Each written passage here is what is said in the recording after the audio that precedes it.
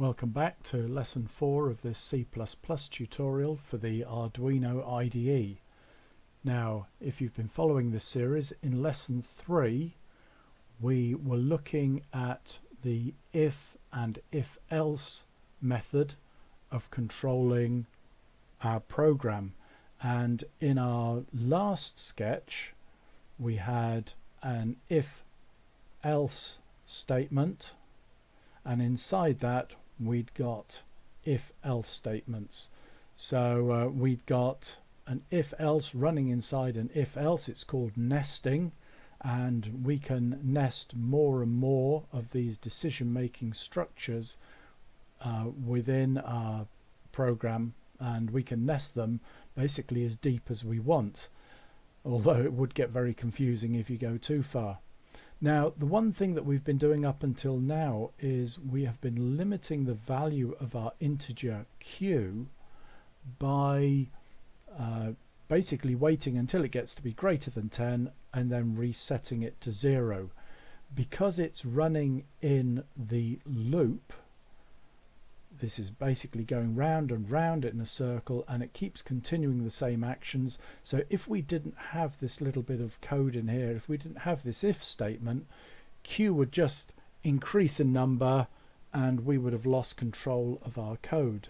Now, great as this method is for limiting the value of an integer, and it is something that you will use within your programming quite often, it's not suitable for every occasion. And very often what we really want to do is say, I want to check some values between a certain range of numbers, and for that we use something that is called a for loop.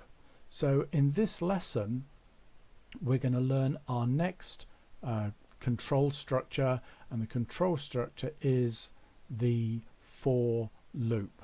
Now, again, just like our if-else statement, it will use some comparison operators. This time it will be a slightly restricted number, but it's the same idea that something happens and you compare it with something else to see if you've got to the results that you're waiting for. As part of this next lesson, we're also going to add a second integer variable. Up until now we've been using our single variable q, but in this lesson we're going to start to add a second variable, and we will see how we can use the two variables together. And of course, as we create a program, if we were doing a real project, we may finish up with hundreds of variables.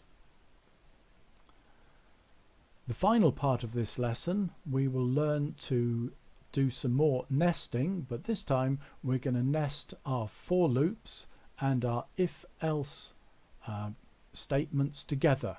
So we're going to start to see how these two items can be used together to improve our software, and to improve the way that we control the flow of our code within the program. So that's the goals of the lesson today. Don't forget, in all of these lessons you don't need to memorize all of these first time round. There's always the reference to go back to, and you have to understand what you're learning here are the concepts. I've been programming for years, and I'll be honest, there's still times I go back to the reference. There's still times I go back to some different sites to look different bits and pieces up. That's always going to happen. What's important is that you get the idea of how these things work and just know where to get the information that you need when you need it. So let's get started, and I'm going to switch over screens and we'll get started with some programming. So we're back to the IDE, and I'm hoping for this lesson the text will be a little bit clearer.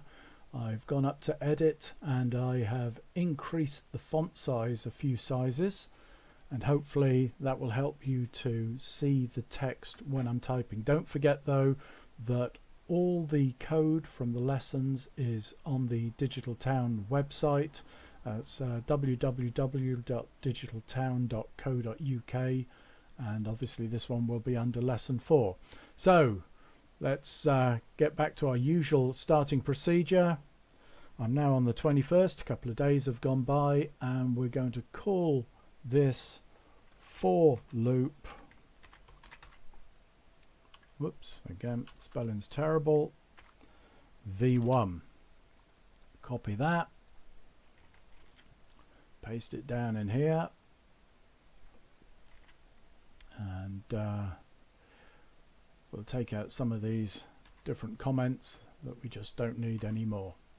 Okay, so coming down, we're still going to use, incidentally, our good old integer q.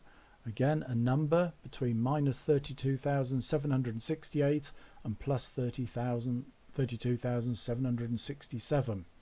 Now, as you remember, before we were printing out the value of q, and then we got a set of decisions that were being made through our if-else statement, and then once q got to 11, which is greater than 10, q went back to 0 and we started again. And at the bottom here we had a delay, and that delay just slowed the screen down, so it stopped the Arduino for 0.1 of a second. And the reason for that was basically so that when we look at the serial monitor, the writing wasn't going up at ridiculously fast speeds. As we've seen before, the Arduino could sort of write out the alphabet about 50 times a second, way faster than we could read. So let's get back to our code, and what we're going to start by doing is deleting just about everything. Take it all out. I'm going to leave these values in here because we're going to need them in a minute, and let's think about how a for loop works. So I'm going to start off with the way that's written out: for q equals 0, q is smaller than 20, q plus plus. Okay, and then what I'm going to do is just copy this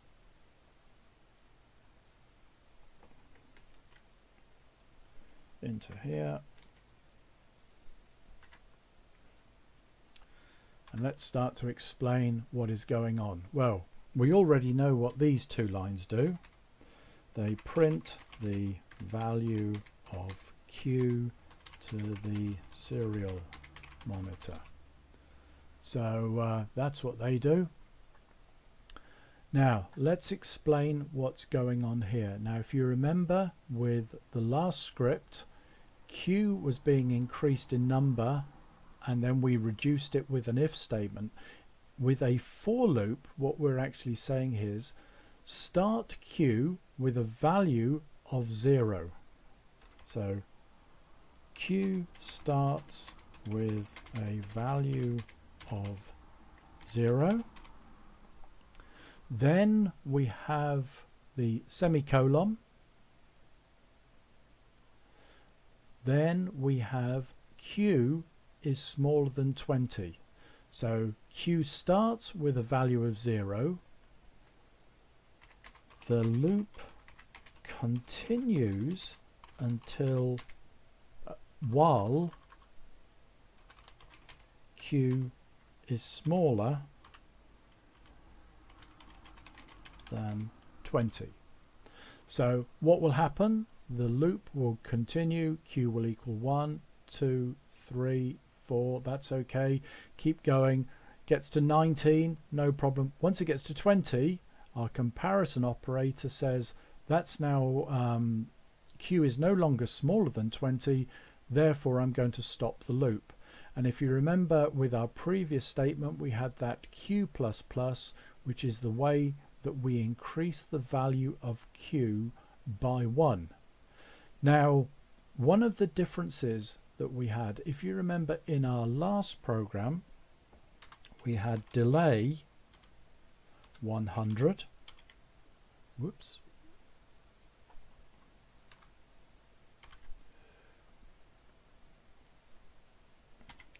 and delay was the bit that slowed our writing down. Now what I'm going to do is I'm going to compile the code and we'll see what happens when we run this.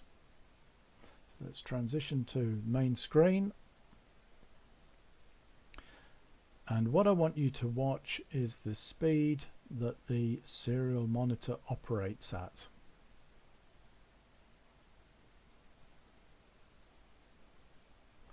Thankfully, there's no bugs in the code. Okay, now you see how fast that is moving up the screen. It's going like a rocket. So let's go back to full screen, and what I'm going to do to make this easier to understand, I'm going to change the delay to 1000, so for 1 second. So let's save that and we will upload it.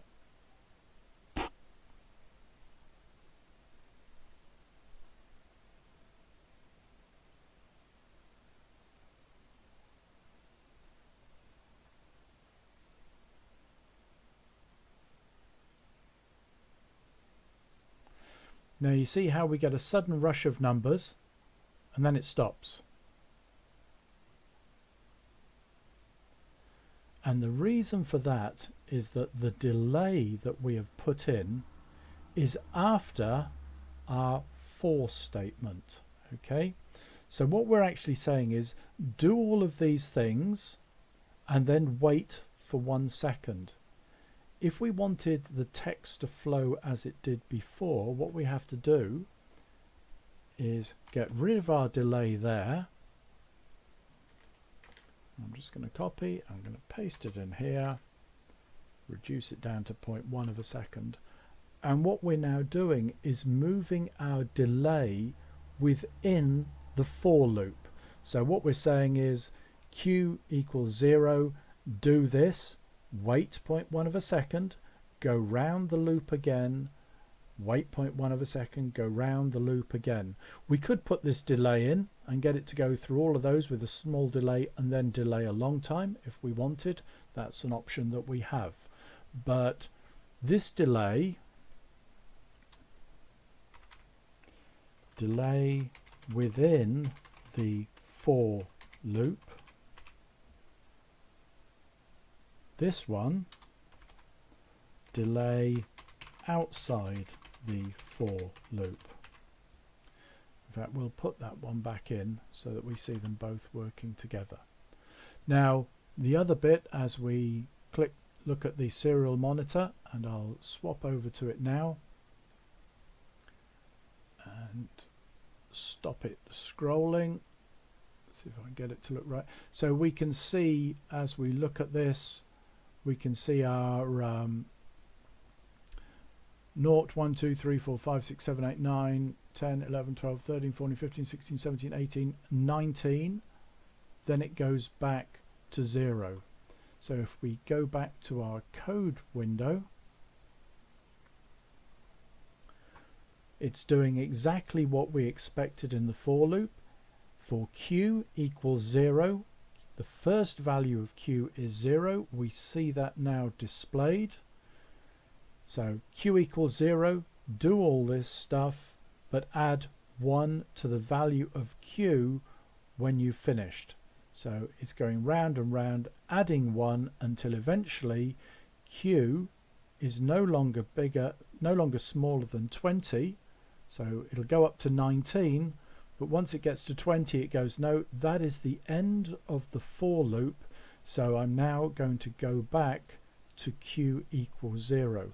And this is what happens when you put something in the main loop. The main loop goes all the way through this structure, and then it comes to the delay here, and then it goes back to the top, and it runs that bit of code. So that, if you like, is the first example we have of our for loop. And I'm going to save this because I realize I forgot to save it, and we're going to save this in control structures, but we're going to call it for loop v1. I'm going to use a capital in that.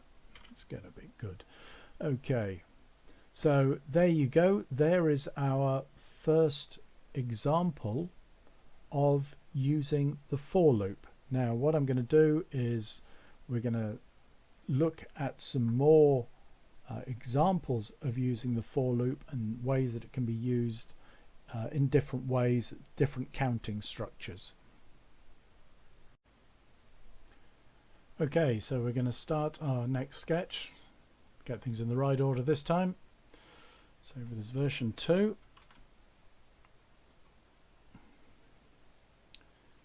Change that. Change that. And this time our purpose to see different versions of the for loop code. Okay, going back down to the bottom, we see our for loop. Just one little strange thing, of course, the loop will keep running until q becomes greater than 20. Now something you do have to be careful of in a loop like this is to make sure that it does actually get to 20. Here's a strange one for you to think about. If I go q equals q minus 1, oops, not a minus, I'm going to put an underscore, q equals q minus 1, if I run the loop then,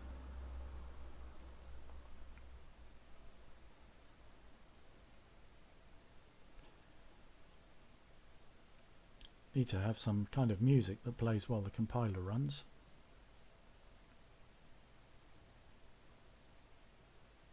So put the auto scroll on, and as you can see the value is constantly 0. And that is because I'm not allowing q to increase in number. I might be adding 1 here, but I'm taking 1 off here. Now you might think, well, what a silly thing to do. Why would he do that? Well, I've done this deliberately to show you this kind of error, and it's why you have to consider the variable you are using. If you're using q for a loop like this, you've just got to be careful what you do with q, because if you do something silly like I've done here within the loop, then q will never increase in number. So we'll get that out, get rid of our error. Right, so in this example q started at 0 and we kept going until it got to it broke this comparison and it said no, q is no longer smaller than 20, so I'm exiting. But in this example we started at 0 and went up to 20. Now what I'm going to do, we're going to copy this again, copy the whole lot, paste it down below. So we'll call that one example 1.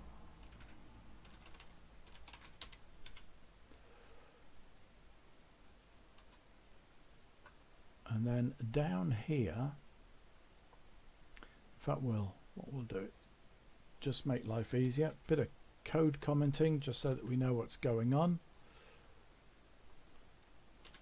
Example 1. Copy that.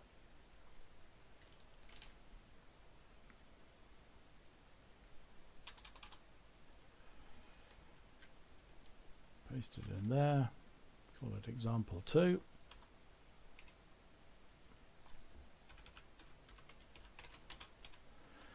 Quite often when I'm writing code, I will put all sorts of serial prints in all over the place. That way when the code is running I can start to see what's going on. When the program is finished I tend to then comment out all of these. Later on we can teach you some fancy ways to make that happen automatically, but the reason I take them out is it takes time to print that to the serial monitor. Although the serial monitor we know can deal with the alphabet about 50 times a second, unfortunately at times the Arduino can't pour that much information into the pipeline, because it has to pass over the first letter, second letter, third letter, fourth letter, fifth letter, and so on. So it takes some time to pass this information over. Now in a program like this, it really doesn't make any difference. But when you've got a program where timing starts to get a bit critical, or you're working the Arduino extremely hard, then by commenting out all of your comments that are going to just print to the serial monitor, you can actually speed your program up and give the Arduino a little bit of room to breathe. So in example 2, what we're going to do is we're going to change the start value of Q to 30, and we're going to go up to 40. And what we'll see then is that I don't necessarily have to start from 0. I can start from any value that I want to. So that's going to be our example 2. Then we're going to copy this again.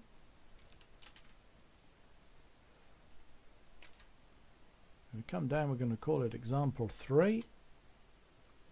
Now in example 3, we're going to go the opposite way. We're going to say for Q equals 40. In fact, what I'll do is make that 50, just so that it doesn't, there's no confusion with the previous example. So Q equals 50, and then we're going to go Q is greater than 35.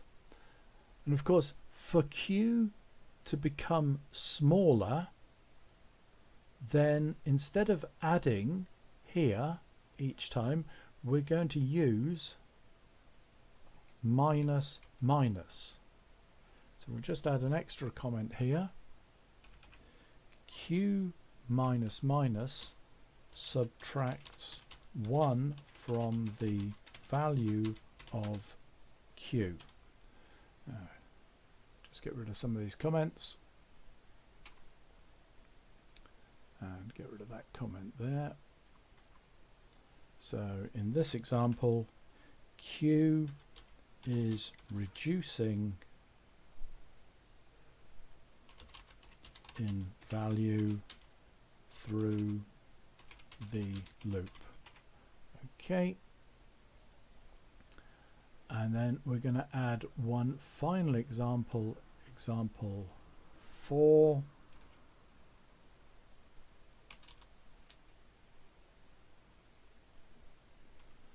And I'm going through these quite quickly because again you can look at them in the code afterwards.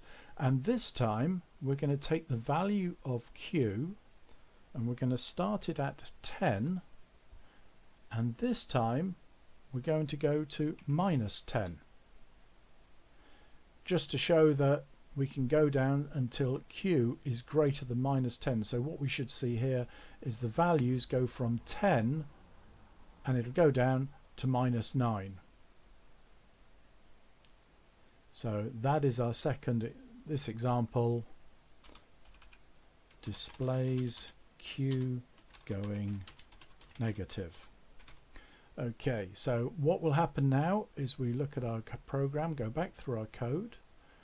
First of all, it will print example 1. We'll go through our loop, then we're going to get a delay for 1 second. Now what's important here is obviously Q started with a value, and because it's an equals to, it sets the value of Q to that value. Now if you remember when we used comparison operators, Q equals 0 is not the same as Q equals 0. Q equals 0 means is Q equal to 0. Q equals 0 means Q becomes 0, has a value of 0. We give it the value of 0. So in our second loop we start off by giving Q a value of 30, and then we're going to keep going until Q, this loop will stop when Q gets to 39, because it's not going to get to 40 because 40 is greater. Q needs to be smaller than 40 for the loop to run.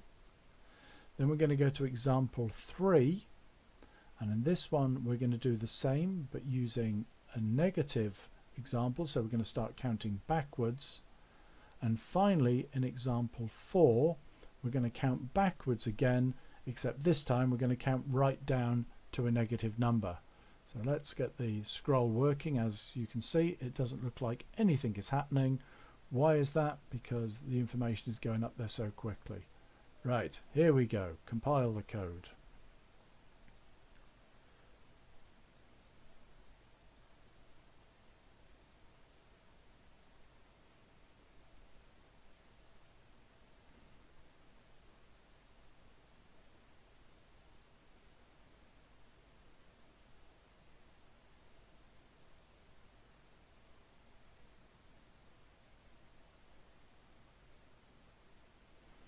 Let's stop it there and we'll see what's happening.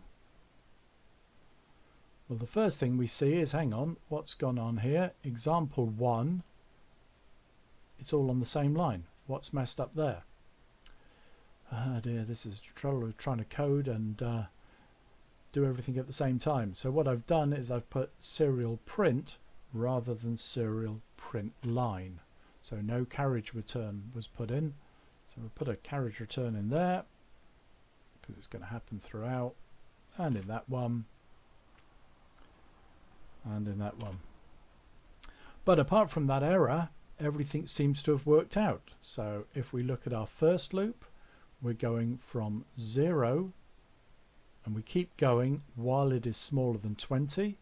So we see our first value is 0, and we keep going until we get to 19. Then we get to example 2.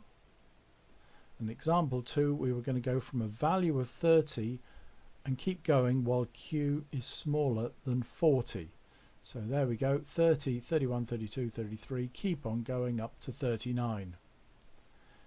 In example 3, we wanted to go from a value of 50 and keep going while the loop is greater than the value of 35, reducing by 1 each time. And there we go, 50, 49, 48, 47, down we go until we get to 36. And finally, in example 4, we wanted to start at 10 and keep going while q is greater than minus 10. So again, q equals 10, 9, 8, 7, 6, 5, 4, 3, 2, 1, 0, and then we get the minus 1, and it keeps going minus until it gets to minus 9. And then, as we've said before, it then gets to the end of the main loop here, which means it jumps all the way back up to the top, and it starts back with example 1.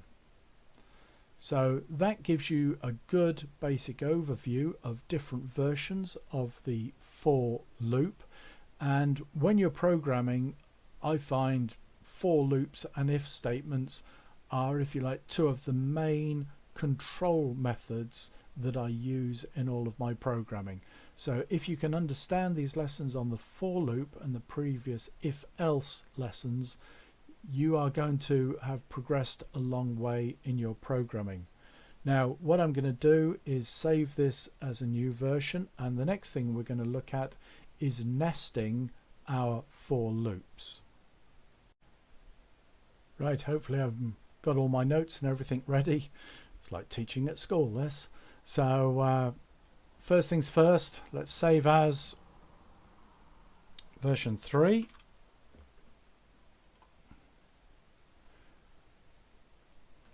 Change that to version 3, this one to version 3. And this time our purpose is we're going to nest for loops. Okay, so when we say we're going to nest them, it means we're going to put one inside another. So if you think of a nest, it's a bird's home. We're going to put one home inside another home. Now to do this, we're going to need another integer, and the reason for this is we can't have a loop that is using the value q running inside a loop that's running q. So being as imaginative as I am, we're going to introduce an integer w. and you'll start to see why. So we're going to go down to our example 1 and we're going to change it. So now we're going to call it a nested loop, and I'm going to get rid of the rest of this code so that it doesn't cause us any confusion whatsoever. So let's remind ourselves of exactly what's going on in here first. So for q equals 0, q is smaller than 20, q++, we repeat this piece of code in here. We keep printing out the value of q. Now what we're now going to do is introduce the second loop, and we're going to call it for w equals 10, w is greater than -1, w minus minus. So we're going to introduce a loop here where the value of w starts at 10, and we're going to keep going while w is greater than -1. So what it's going to do, it'll basically keep going until w reaches the value of 0, and then w minus minus, we are reducing the value of w on each loop. Now again, what we do now, we're going to take this bit of code here, we're going to paste it in here. Now if we ran this code, it would work as it is, but it would only show us the value of q. What we want to see in this example is how the values of q and w interact with each other. So we're going to copy this and paste it again, but this time that's going to have the value of w.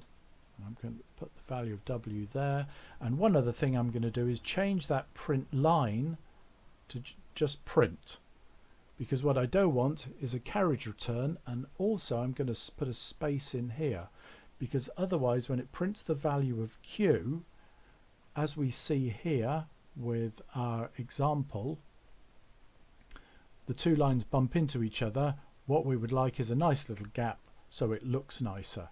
It doesn't make any difference, but it just looks nicer, and it's quite nice when your code looks good.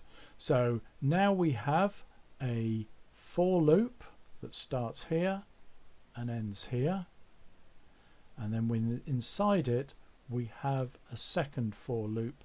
So we have nested our for loops. So we're going to run the code.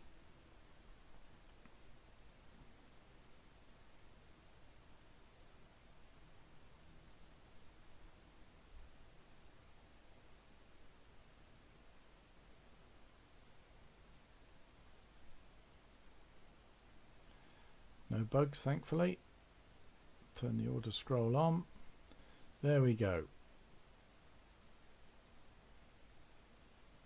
Let's wait till it gets to 0. It's going up, going up, going up.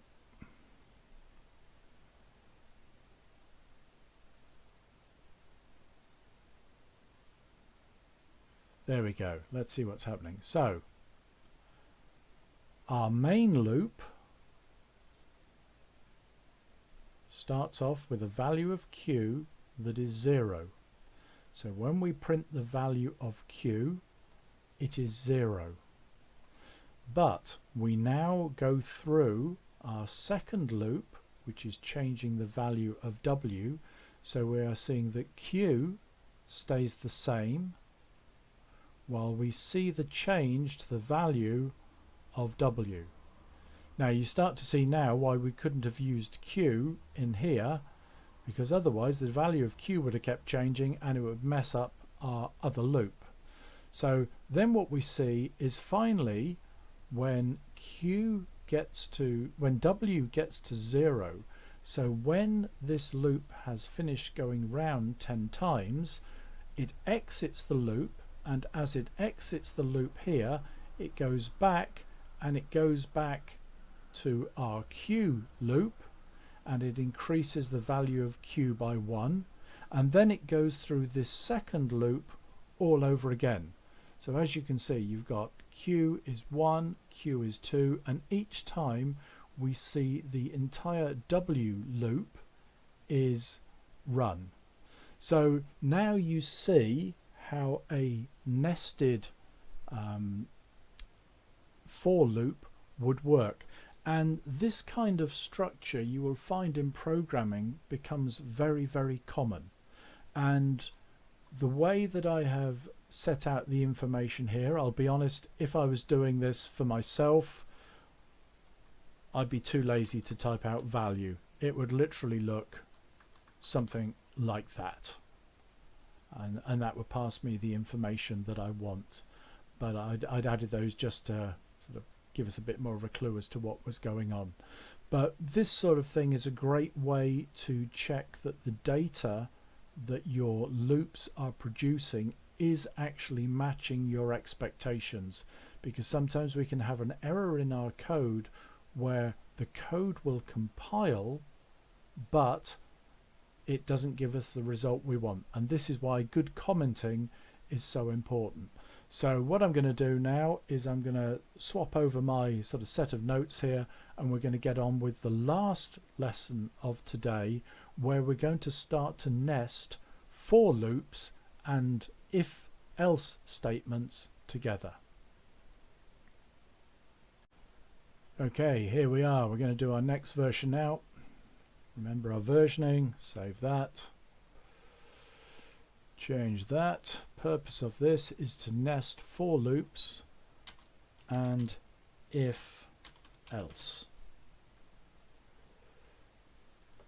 Put some exclamation marks in there just to make it just that little bit clearer what we're talking about. File, save as, version 4. And we're away. Okay, so in our last example we noticed that the inner loop for the W runs every single time that the outer loop, the Q loop, increases by 1.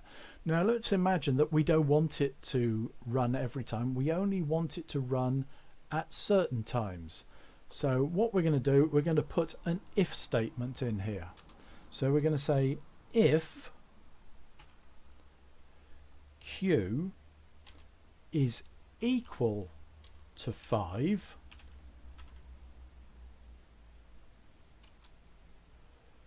we're going to take all of that code, and whenever you copy code like this, the important bit to make sure is that you get from the end bracket to the beginning of your statement. One of the classics is to copy the code and only take that much, and you finish up with not only a missing end curly bracket, but you've left it behind somewhere, so it can cause some real disasters in your code. So we're going to cut that out, paste it in here. Now what should happen, I hope you've guessed this one already for yourself. I'm just going to press the auto format. There we go, that's better. If we don't auto format and you start to get these curly brackets lining up with each other, it looks a bit messy. So now we can see very clearly this is our inner for loop, this is our if statement, this is our outer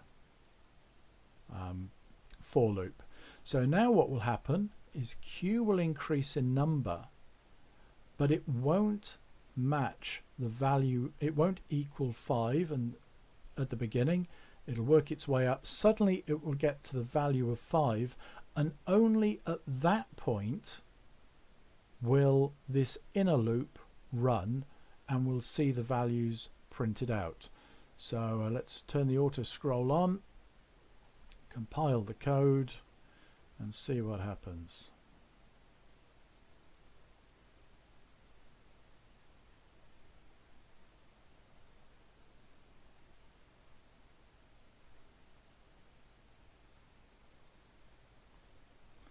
there you see it.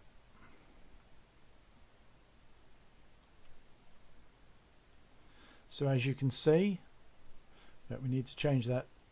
We're going to change that to nested for and if.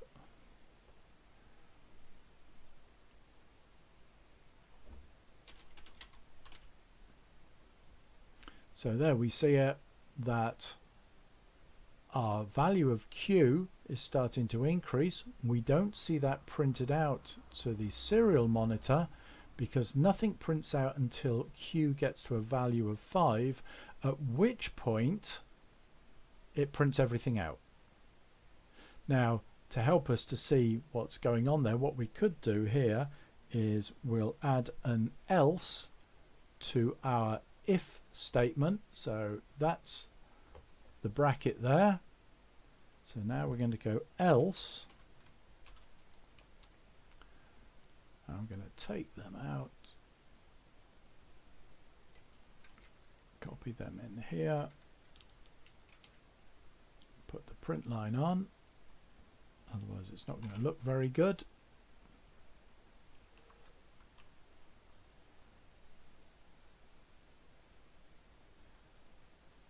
Check my auto format. Yep, that's looking correct, and let's press the compile.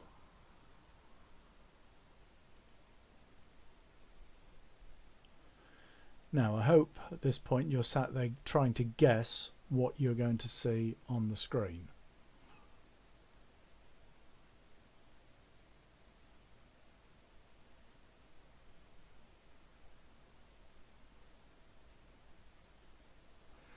Okay, so what are we seeing here?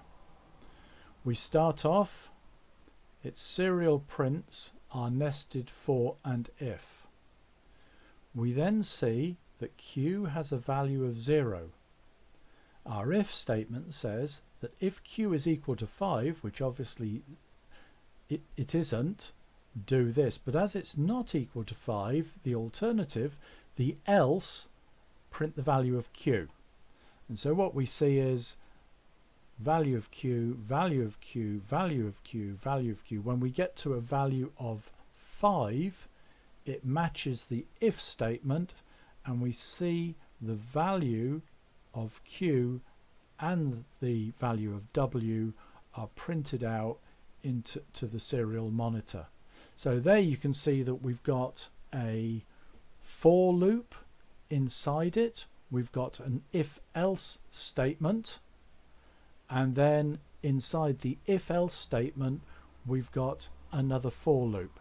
Now I hope that's reasonably clear to you how that actually works, because it's something that you sort of have to get used to when you're programming, that you will finish up putting one loop inside another, and it is a very, very useful way of processing data without having to write tons of information. So let's go back to our overview of what we were doing. So we've taken control and we've now learnt about the for loop. We have learnt about the comparison operators, and the main ones that you would use in a for loop are the smaller than or greater than. We've added a second integer. We added our integer called W. And finally, we've managed to nest not only for loops, but we've nested for loops and the if else statement at the same time. So I hope this lesson has been useful to you. Don't forget, wind your way back through it, go to the website, take a look at the code, and make sure that you've got a good idea how it works. It doesn't mean you need to memorize how all of this works, but the main thing is that mentally you've got a picture of how these things work. And as always, don't forget there is a great reference in the Arduino IDE to check these things out. So thank you for joining me to take control, and again, that crazy statement that you add at the end of these YouTube videos, don't forget to click the like and subscribe if you like the video, and even if you don't click them, it'll be good to see you again for the next lesson. Bye for now.